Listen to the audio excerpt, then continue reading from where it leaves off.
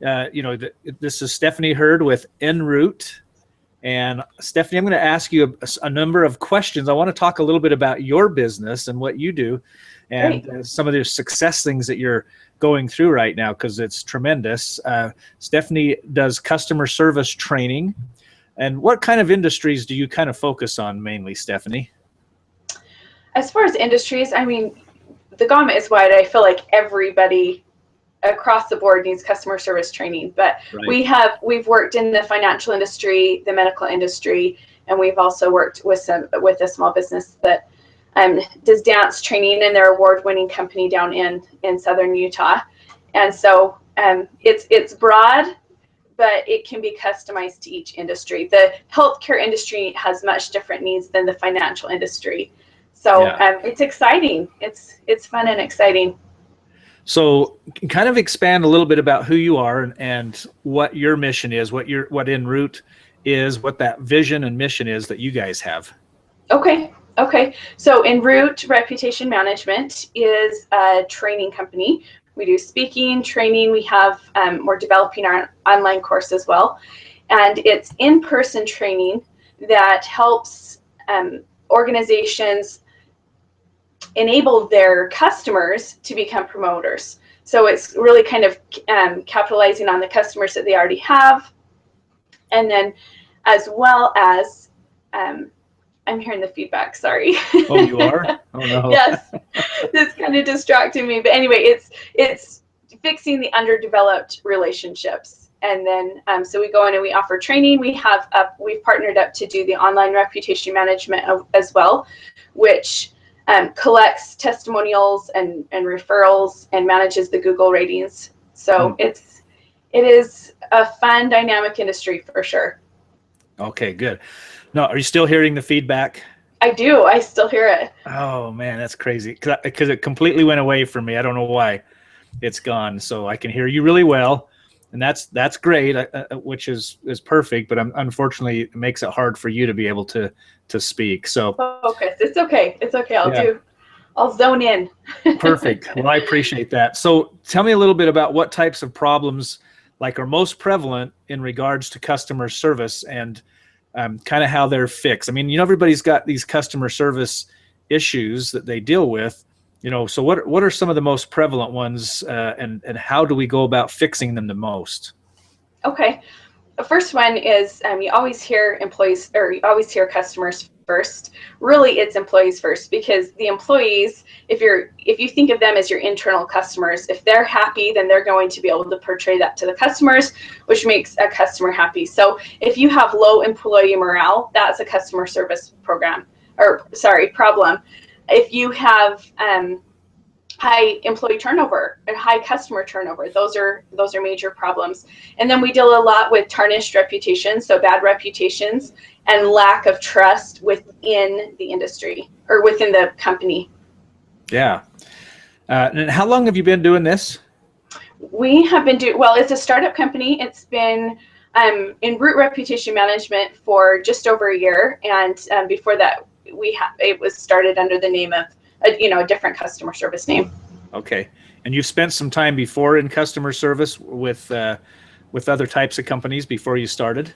I have, yes. I've been a trainer at credit unions, and I've worked plenty of retail to know the problems that come with that, and high customer demands. And a lot of times we would hear the phrase "the customer's always right," which always makes me laugh, because they would come in with these demands that were absolutely ridiculous. In fact, when I was working retail, we had a lady come in that had just probably 4 or 5 bags worth of clothing that all had the tags still on them, but they were at the end of season. So it was like they had been worn for a whole season. You could clearly tell that they had been worn. They were soiled and dirty, and she wanted to return them all. And she kept saying, well, the customer's always right. The customer's always right.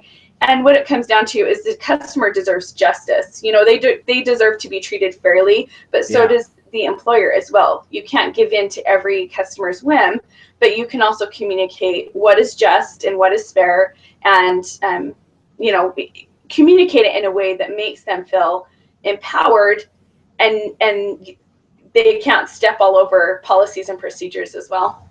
That's perfect. That's a good point.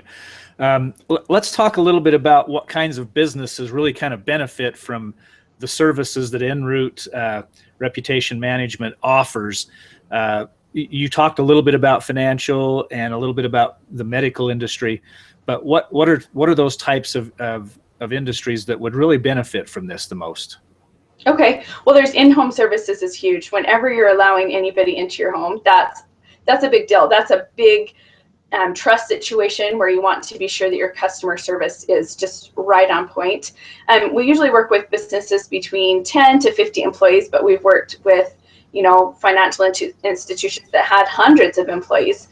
So it's, I would really think the medical field is one of our hot spots, because that bedside manner and the communication between the patient care and the receptionist back to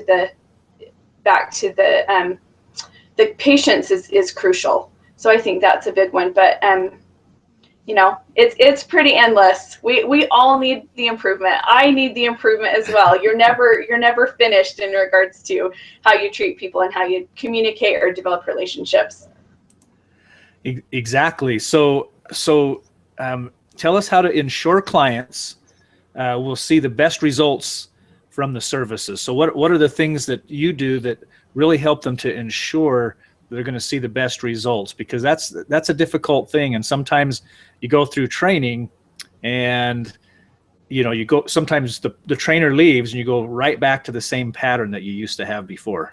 Right, exactly. Well, we have set up the programs in a way that we have an accountability process that they go through, so they are held accountable. So after each and every training, we focus on the mindset that goes into the action. So we really focus on the root of the problem, why that's occurring, and then once we kind of pull that up to the surface, they fill out their own action item questionnaire. So they'll have their own action steps that are unique to them, and then we hold them accountable, and then in increments we build upon each action step. So they train, and then they learn, and then they implement, and then they get trained again, and then they learn that and they implement. And it's not going to be a perfect process, but as long as you have the overtime mentality, then you'll see the results. And then of course there's service tracking. You can do that based on your tracking system and your service steps and the written structure that you have in line. Okay. Which would be your mission, your values, your service steps, your core values, and your principles. If those are communicated all the time, then they'll know how to align to those. And if they're part of your onboarding process, they're pretty much buying in just by accepting the position. And so the tracking and the accountability, I would say, are the two key pieces. Yeah, that's great. And so you guys have a tracking system that helps you to do that. Do you have some kind of system or whatever, or what is it that you do that actually helps you to track?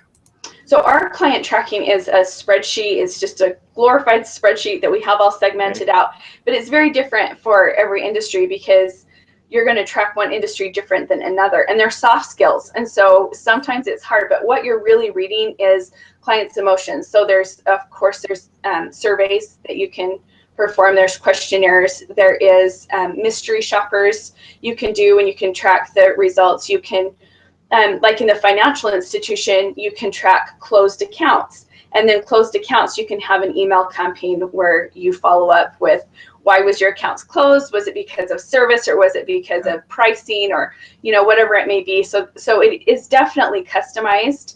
But there's been some industries that have actually put cameras and review, like in the financial industry, how they have the cameras, they can review the facial expressions and the reaction of their customers and their members to the client service representative. And that's cool. A great way. And then you can also do call tracking, where you have people listening in on some of the calls and the recorded calls. That's awesome. That's pretty cool. So what really drives your organizations when we talk about you being out there and getting this program going with customers? What drives your organization, and really kind of what do you do best? Or I guess the answer, or the question is what separates you from the competition, but what do you do best? Okay, I would, to start with the the first part of that question. What we are passionate about and what drives us is people and relationships, and seeing those improve and seeing communication improve. I mean, that really, relationships are what create joy. And so I think that's what drives us for sure. And when you see those improve, even if it's in small increments, when you can track that and look back and say, we don't feel like we're making much progress, and then you look back 3 months previous and you can see all the steps that have been put in place and things of that nature, that's really exciting. And then the latter part of your question was, I'm remembering. What is it you do best? Kind of how do you separate yourself?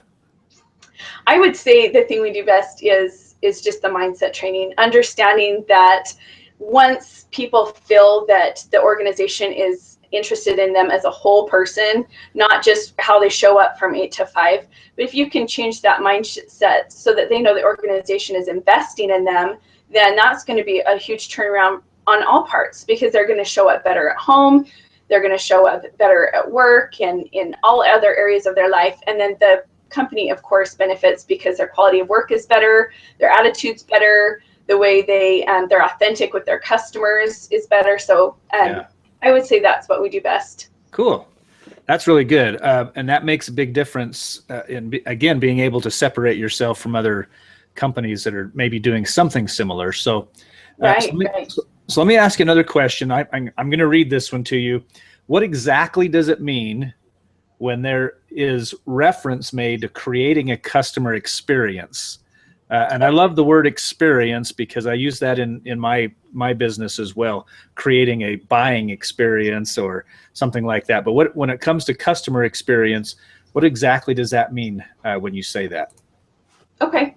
Well, and customer-centric and customer experience are terms that you'll hear in the customer service industry. And experience is what it's all about. That's what people think about. That's what they talk about. That's why they come back. That's why they refer. So if they have an experience and they have an emotional tie to the company, and sometimes it's just one representative or one person that can pull clients back over and over because they have had that experience with that person.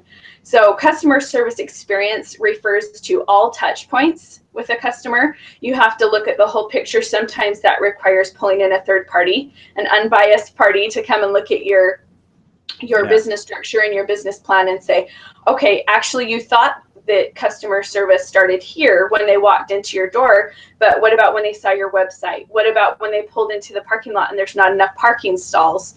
Sometimes it just takes the unbiased person to look at the touch points and how did they see things? How did they feel when they entered? How does it smell? What do they touch? What's the environment like? So that's what the customer experience is it's creating something that stirs them emotionally and ties them to that organization. So you're trying to use all of the senses when you're talking to these people about customer service. So when a customer comes in, as much as possible, being able to reach out to all of the senses so that there is an emotional buy. Absolutely.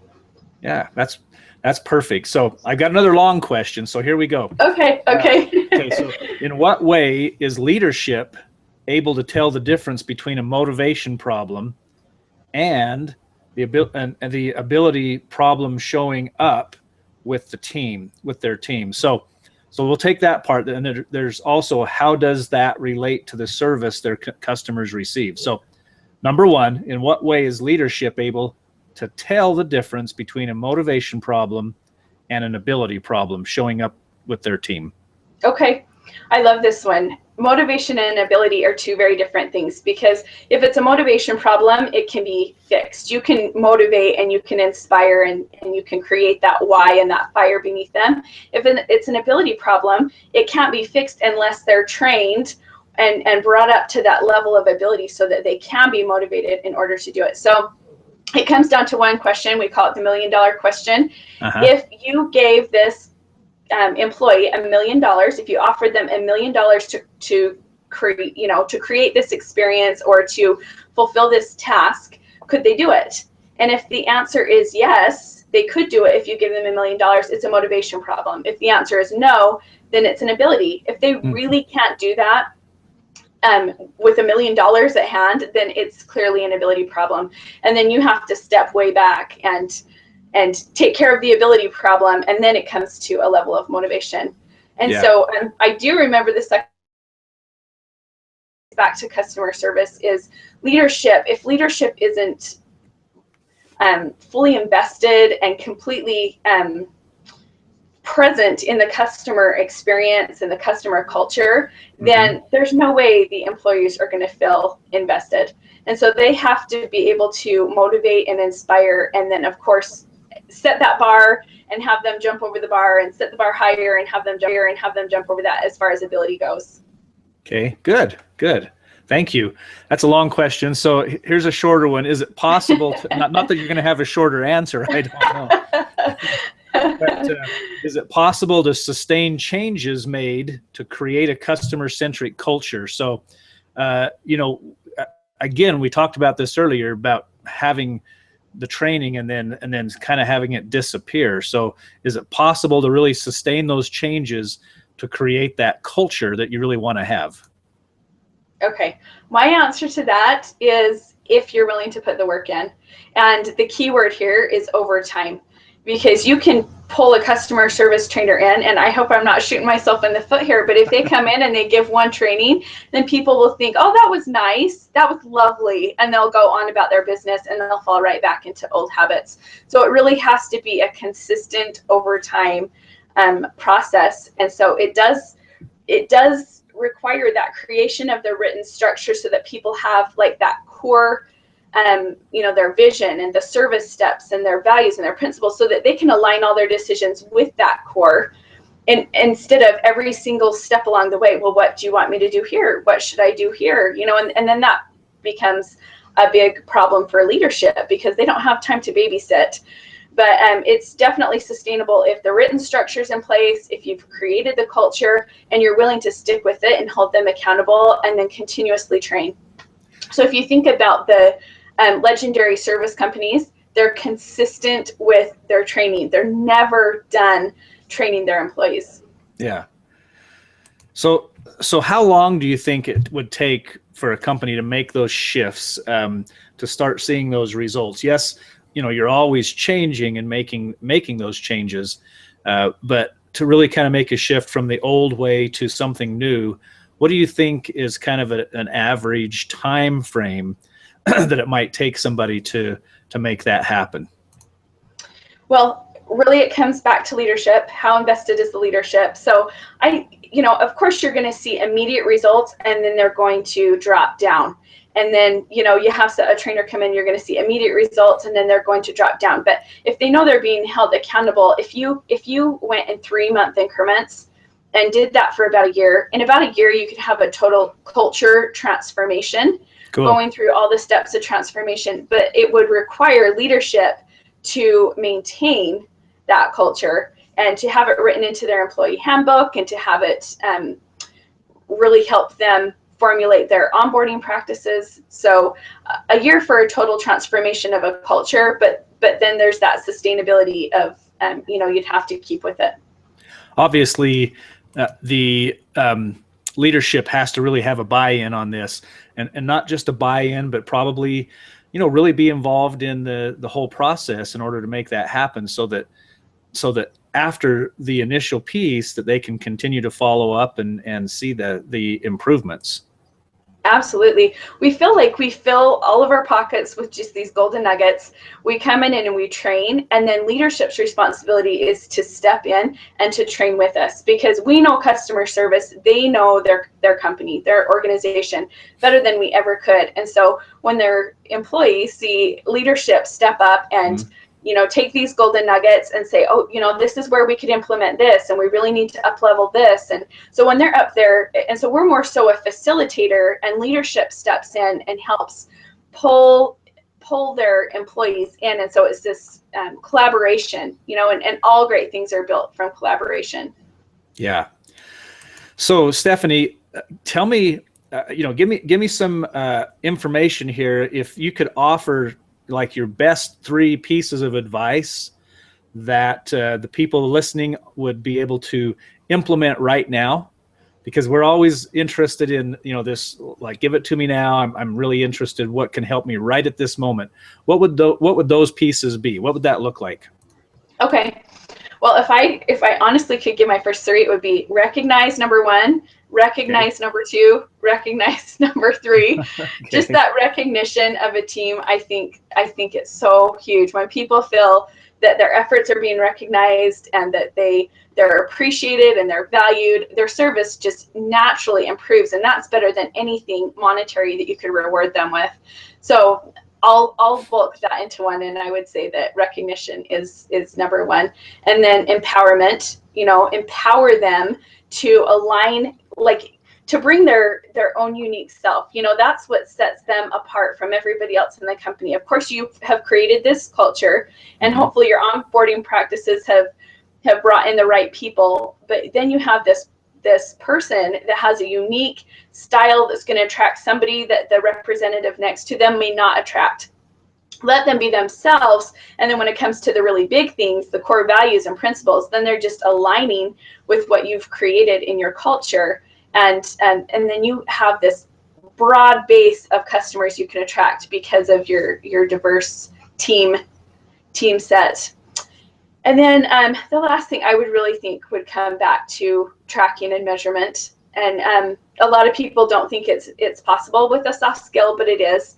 It just takes a little bit more effort and a little bit more time to track. But you have to have the tracking and the measurement, because what gets measured improves.